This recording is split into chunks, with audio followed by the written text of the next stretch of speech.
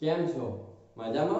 आज का हमारा सब्जेक्ट है मेडिकल स्कॉलरशिप। तो इस वीडियो में मैंने सब कैटेगरी को इन्वॉल्व किया है। ओके, जनरल यानी कि ओपन कैटेगरी, एससी बीसी यानी कि ओबीसी, एससी और एसटी कैटेगरी, और चाहे आप फिर एमबीबीएस में एडमिशन लेते हो, बीएएमएस में, बीएचएमएस में या फिर बीडीएस में, यानी कि कोई भी स्टूडेंट किसी भी कैटेगरी से बिलोंग करता है और किसी भी मेडिकल फील्ड में वो एडमिशन लेता है, तो उस स्टूडेंट को कौन सी स्कॉलरशिप मिलेगी और कितने अमाउंट की स्कॉलरशिप मिलेगी, तो यही मैंने इस वीडियो में डिस्कस किया है।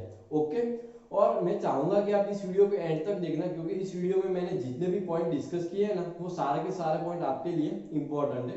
और दूसरी बात कि चैनल को सब्सक्राइब कर देना और बेल आइकन को प्रेस कर देना, क्योंकि मैं जो next time medical field related कोई भी वीडियो बनाऊं तो आप तुरंत देख पाओगे। ओके, और लाइक बटन को दबा देना, क्योंकि ये आपके लिए बहुत ही छोटी सी बात है लाइक बटन, लेकिन मेरे लिए ये बहुत बड़ी सी बात है। ओके, तो चलिए शुरू करते हैं। तो यहाँ पे जब हम स्कॉलरशिप की बात करते हैं, तो स्कॉलरशिप सेंट्रल गवर्नमेंट के द्वारा दी जाती है और स्टेट गवर्नमेंट के द्वारा दी जाती है। ओके, जो सेंट्रल गवर्नमेंट के द्वारा स्कॉलरशिप दी जाती है उसका नाम है अम्ब्रेला योजना। तो जब अब हम बात करेंगे कि कौन से ऐसे कौन से स्टूडेंट्स इस स्कॉलरशिप के लिए अप्लाई कर सकते हैं, तो अम्ब्रेला योजना का क्या क्राइटेरिया है कि जो एससी और एसटी कैटेगरी से जो स्टूडेंट है वही अम्ब्रेला योजना के लिए अप्लाई कर सकते हैं। ओके, इतना काफी नहीं है कि एससी और एसटी कैटेगरी के स्टूडेंट, उसके अलावा आपकी जो इनकम है, टोटल इनकम, ओके, जब हम इनकम की बात करते हैं ना, तो फैमिली की टोटल इनकम देखी जाती है। आपकी फादर्स की इनकम होती है, मदर्स की इनकम होती है, और फैमिली की कोई अदर इनकम होती है। तो यहाँ पे आपको ध्यान में रखना है कि आपकी टोटल इनकम 2.50 लाख से कम होनी चाहिए। ओके, तो यहाँ पे आपको एक एक्सेप्शन है। अगर आपने केमिस्ट्री पढ़ा होगा तो आपने बहुत एक्सेप्शन रट्टा मारा होगा, तो यहाँ पे भी एक एक्सेप्शन है।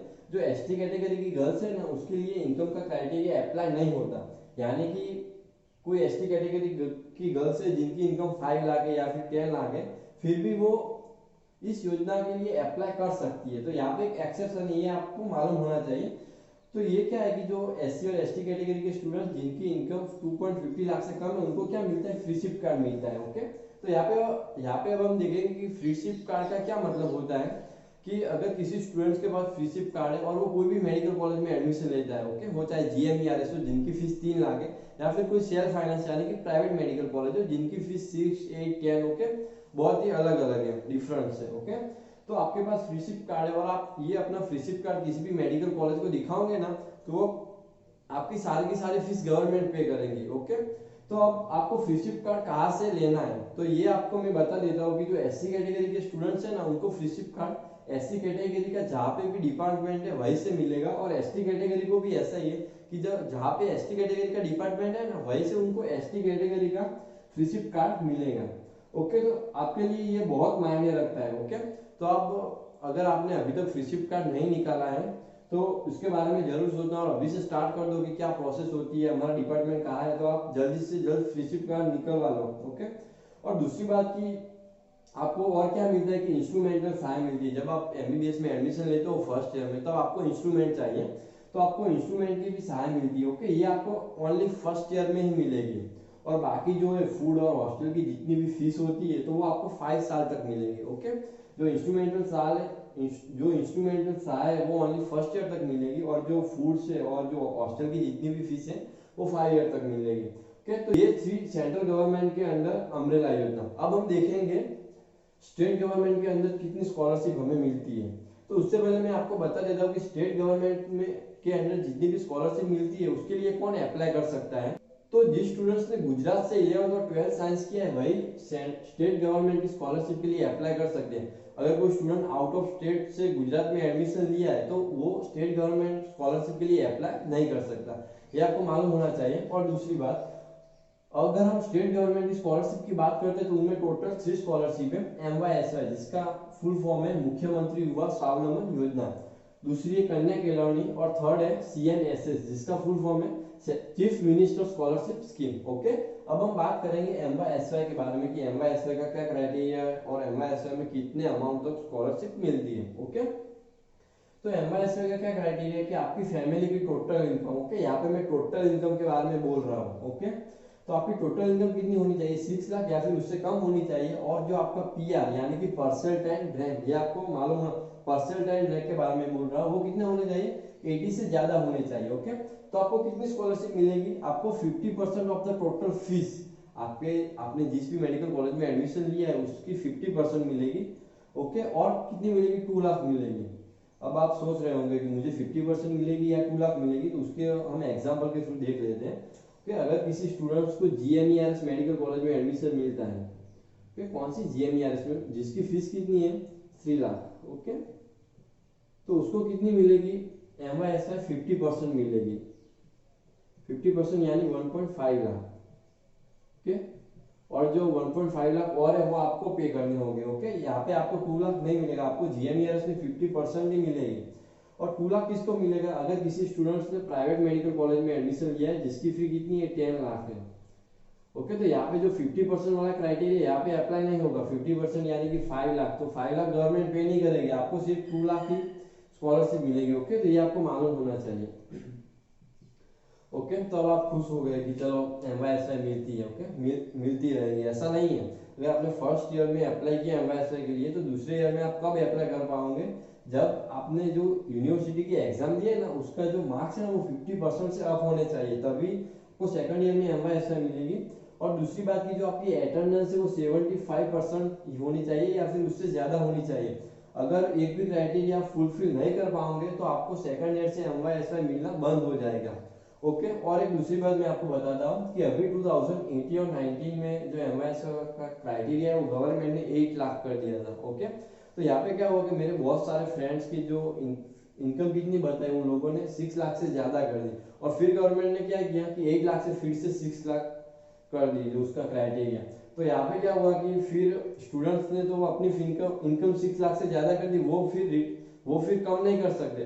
तो मेरे बहुत से फ्रेंड्स हैं कि जो अभी MYSY उनको नहीं मिल रही, पहले उसको MYSY मिल रही थी लेकिन अब नहीं मिल रही। ठीक, तो उनको क्या हुआ कि उनकी जो फादर की इनकम थी वो 6 लाख से कम ही थी, लेकिन जो आउटसाइड इनकम थी, अदर्स इनकम, वो 6 लाख से ज्यादा हो गई थी। तो यहाँ पे आपको मालूम होना चाहिए कि यहाँ पे जो डिस्कस हो रही है टोटल इनकम की, यहाँ पे हम डिस्कस कर रहे हैं। ओके, टोटल इनकम, आपकी अकेले फादर की इनकम की बात नहीं हो रही यहाँ पे। ओके, अब हम बात करते हैं कन्या केळवणी के बारे में। तो कन्या केळवणी की जो स्कॉलरशिप स्कीम है वो ओनली फॉर गर्ल्स के लिए। ओके, और मैक्सिमम आपको 6 लाख तक की स्कॉलरशिप मिलती है। ओके, अब कोई गर्ल्स जानना चाहती है कि वो कन्या केळवणी के लिए कैसे अप्लाई कर सकती है, उसका क्राइटेरिया क्या है, उसकी क्या प्रोसेस है, तो यहाँ पे आपको मालूम होना चाहिए कि MYSY कन्या केळवणी है। ओके, कन्या केळवणी के लिए कोई अलग प्रोसेस नहीं है, कन्या केळवणी के लिए कोई अलग क्राइटेरिया नहीं है। जो भी गर्ल्स कन्या केळवणी की स्कॉलरशिप लेना चाहती है उसको MYSY के लिए अप्लाई करना है, उसको जो सारी प्रोसेस करनी है वो MYSY की प्रोसेस करनी है। ओके, कन्या केळवणी के लिए कोई अलग प्रोसेस नहीं है, ये आपको मालूम होना चाहिए। तो अब आप सोचोगे कि कन्या केळवणी हमको कैसे मिल रही है, कि जब आप MYSY के लिए अप्लाई करोगे ना, तो हमारा जो सिस्टम है ना स्कॉलरशिप का गुजरात गवर्नमेंट का, तो आप ऑटोमेटिकली फिल्टर होकर कन्या केळवणी में कन्वर्ट हो जाएगी आपकी स्कॉलरशिप। ओके, आपको अलग से कुछ नहीं करना है, आपको MYSY के लिए ही अप्लाई करना है। ओके, तो यहाँ पे मैंने बात की कि मैक्सिमम 6 लाख तक की फीस मिलती है। अगर किसी गर्ल्स ने GMERS मेडिकल कॉलेज में एडमिशन लिया है जिसकी फीस कितनी है? 3 लाख है। ओके, तो उस गर्ल्स को कितनी मिलेगी स्कॉलरशिप? 6 लाख नहीं मिलेगी, उसको सिर्फ 3 लाख ही मिलेगी। ओके, यानी कि सारी फीस गवर्नमेंट पे करेगी। ओके, और किसी गर्ल्स ने कोई मेडिकल कॉलेज में एडमिशन लिया है जिसकी फीस 5 लाख है, तो सारी की सारी फीस गवर्नमेंट पे करेगी। कितनी? 5 लाख। किसी मेडिकल कॉलेज की फीस 6 लाख है, तो सारी की सारी फीस गवर्नमेंट पे करेगी 6 लाख। ओके, किसी मेडिकल कॉलेज की फीस 7 लाख है, तो वहां पे आपको सरकार सिर्फ 6 लाख तक की सहाय करेगी, जो 1 लाख जो बचे हैं वो आपको पे करने होंगे। अगर किसी मेडिकल कॉलेज की फीस 10 लाख है, तो गवर्नमेंट सिर्फ 6 लाख तक ही आपको हेल्प करेगी, जो 4 लाख बचे हैं ना वो आपको पे करने हैं। तो ये आपको मालूम होना चाहिए कि कन्या केळवणी का मैक्सिमम क्राइटेरिया 6 लाख तक ही है। ओके, अब हम बात करते हैं CMSS के बारे में। तो CMSS यानी चीफ मिनिस्टर स्कॉलरशिप स्कीम, तो उसके क्या क्राइटेरिया है, उसकी क्या प्रोसेस है। तो जो ये टोटल इनकम है ये कितनी होनी चाहिए? 4.50 लाख या फिर उससे कम होनी चाहिए। दूसरी बात, अगर किसी स्टूडेंट्स के फादर मजदूर है, कहीं भी वो मजदूरी कर रहे हैं, तो उनको श्रमिक कार्ड मिलता है। अगर आप श्रमिक कार्ड दिखाते हो तो आप CMSS के लिए अप्लाई कर सकते हो। अगर किसी स्टूडेंट्स के फादर सैनिक है या फिर पुलिस में है, तो उनको क्या दिखाना है? सैनिक वेलफेयर बोर्ड का सर्टिफिकेट यानी कि प्रमाण पत्र दिखाना होता है, तब वो CMSS के लिए अप्लाई करते हैं। अगर कोई स्टूडेंट विकलांग है तो उसको विकलांग का सर्टिफिकेट दिखाना पड़ता है, तभी वो CMSS के लिए अप्लाई कर सकते हैं। कि अगर किसी स्टूडेंट्स के माता पिता का डेथ हो गया है, वो एक्सपायर हो गए, ओके, तो डेथ सर्टिफिकेट बताना है। अगर छूटा छेड़ा यानी कि डिवोर्स થઈ ગયા છે તો ડિવોર્સનું સર્ટિફિકેટ બતાવવાનું હોય છે અને કોઈ સ્ટુડન્ટ અનાથ હોય, अगर कोई स्टूडेंट अनाथ है तो उसको सीएमएसएस के लिए वो अप्लाई कर सकता है। ओके, तो यहाँ पे जो मैंने क्राइटेरिया बताया, अगर कोई गर्ल्स ऐसी है कि जो कन्या केळवणी के लिए वो अप्लाई कर सकती है, जो क्राइटेरिया है वो कन्या केळवणी का क्राइटेरिया भी उस गर्ल्स के लिए फुलफिल हो रहा है और सीएमएसएस का क्राइटेरिया भी उसके लिए फुलफिल हो रहा है, तो गर्ल्स दोनों के लिए अप्लाई नहीं कर सकती। अगर आपको ऐसा लगता है कि मैं कन्या केळवणी भी ले सकती हूँ, सीएमएसएस भी ले सकती हूँ, तो ऐसा नहीं है, आप कोई भी ये स्कॉलरशिप के लिए ही अप्लाई कर सकते हो और मैक्सिमम यहाँ पे 6 लाख कन्या केळवणी में दी जाती है। तो मैं यहाँ पे आपको रिकमेंड करूंगा कि आप कन्या केळवणी के लिए ही अप्लाई करो, सीएमएसएस के लिए अप्लाई नहीं करना है। सीएम कितनी स्कॉलरशिप मिलती है सीएमएसएस के लिए, तो जो मैंने पीडीएफ में देखा तो उसमें क्या लगा है 50% या फिर महत्तम। ओके, तो 50% यानी कि आपकी जितनी भी फीस है उसका 50% मिलेगा। ओके, और महत्तम यानी कि आपको महत्तम कितना है, महत्तम यहाँ पे 4 लाख है या फिर 5 लाख है। अभी जो मेरे स्टूडेंट है जो सीएम, अभी मेरे फ्रेंड्स, स्टूडेंट नहीं, अभी जो मेरे फ्रेंड्स है ना, तो उनको 4 लाख मिल रहा है, लेकिन जब मैंने सर से बात की थी तो उसने 5 लाख बताया अभी रिसेंटली, तो ये मैं श्योर नहीं कह सकता। ओके, तो जो भी गर्ल्स है तो वो कन्या केळवणी के लिए अप्लाई करना। ओके, और जो बॉयज है उसको क्या मिलेगा, एमवाईएसवाई या फिर सीएमएसएस। तो यहाँ पे क्या होता है कि अगर कोई स्टूडेंट के कि जिसका फाइनेंशियल बैकग्राउंड बहुत ही वीक है और उसने 10 लाख जो मेडिकल कॉलेज है उसमें एडमिशन लिया है, तो वहाँ पे वो दोनों के लिए एप्लीकेबल हो जाता है। ऐसी कुछ कंडीशन है, अगर हम गवर्नमेंट की माने तो वो सिर्फ एक के लिए ही अप्लाई कर सकता है, लेकिन ऐसी कुछ कंडीशन है कि स्टूडेंट्स एमवाईएसवाई के लिए भी अप्लाई कर सकते हैं और सीएमएसएस के लिए भी अप्लाई कर सकते हैं। और मेरे 2-3 फ्रेंड्स हैं जिनको एमवाईएसवाई भी मिल रही है और सीएमएसएस भी मिल रही है। ओके, तो उसके लिए आपको वहाँ पे जो उसका हेल्थ सेंटर है वहाँ पे जाके आपको बात करनी होगी। ओके गाइस, तो ये सारी जो बेसिक डिटेल्स थी जो मैं आपको बताना चाहता था। और एक दूसरी बात कि यहाँ पे मैं चाहूंगा कि आप अपने सर्कल में जितने भी फ्रेंड्स हो ना, तो उस सारे फ्रेंड्स को ये वीडियो शेयर करें। क्यों शेयर करना है, क्योंकि जब मैंने एडमिशन लिया था ना, तब सीएमएसएस के बारे में मेरे कोई फ्रेंड सर्कल में से किसी को भी मालूम नहीं था। और जो मेरे फ्रेंड अभी सीएमएसएस ले रहे हैं ना, उन्होंने सेकंड ईयर से सीएमएसएस लेना स्टार्ट किया, तो फर्स्ट ईयर का तो उनको पूरा लॉस था। और अभी आज की बात करें तो बहुत से मेरे फ्रेंड्स में भी सीएमएसएस के बारे में कोई भी नहीं जानता। अगर कन्या केळवणी की बात करते हैं तो बहुत से ऐसे स्टूडेंट्स हैं कि जिनको मालूम नहीं है कि कन्या केळवणी का क्या क्राइटेरिया है, क्या प्रोसेस है। ओके, ये तो भी ठीक है कि आप एमबीबीएस में जाओगे तब आपको पता चल जाएगा, लेकिन यहाँ पे जो फ्रीशिप कार्ड की बात है ना, जब मैं इस वीडियो की रिसर्च कर रहा था तब मेरे फ्रेंड्स ने बताया कि जो उनके फ्रेंड्स हैं ना, उनको मालूम नहीं था कि फ्रीशिप कार्ड जैसी कोई योजना होती है। और हम मेडिकल कॉलेज की फीस की बात करें तो वो फीस बहुत ही ज्यादा होती है, तो उस स्टूडेंट को ऐसा लगा कि हमारी फैमिली फाइनेंशियल कंडीशन नहीं है कि हम पे कर पाएंगे, इसलिए उन्होंने एमबीबीएस में एडमिशन नहीं लिया। लेकिन उनको जो ये छोटी सी बात मालूम होती तो वो एडमिशन ले पाते, तो उन्होंने कितनी बड़ी अपॉर्चुनिटी गवा दी। ओके, एमबीबीएस का क्या वैल्यू है ये आप सब लोग जानते हैं। ओके, मुझे बताने की जरूरत नहीं है। तो मैं यहाँ पे आपको ये कहना चाहता हूँ कि आप हो सके इतने ज्यादा से ज्यादा इस वीडियो को शेयर करना, क्योंकि स्टूडेंट्स को पता चल पाए कि उनको कितनी स्कॉलरशिप मिलती है। ओके, तो और दूसरी बात कि हमारे लिए कि यहाँ पे बहुत ही अच्छी खबर है, क्योंकि इस साल भरूच में गुजरात सरकार ने नई मेडिकल कॉलेज स्टार्ट की। ओके, उस मेडिकल कॉलेज का नाम है doctor Kiran Singh Patel medical college. Okay, हमारे लिए यानी कि इस साल जिस स्टूडेंट्स ने मेडिकल कॉलेज में एडमिशन लिया है उस स्टूडेंट्स के लिए अच्छी बात है। ओके, और हम टैबलेट की बात करते हैं, अगर हम मेडिकल फील्ड की बात करें या फिर नॉन मेडिकल फील्ड की बात करें तो टैबलेट सबको दिया जाता है कि जब वो कॉलेज में आते हैं फर्स्ट ईयर में।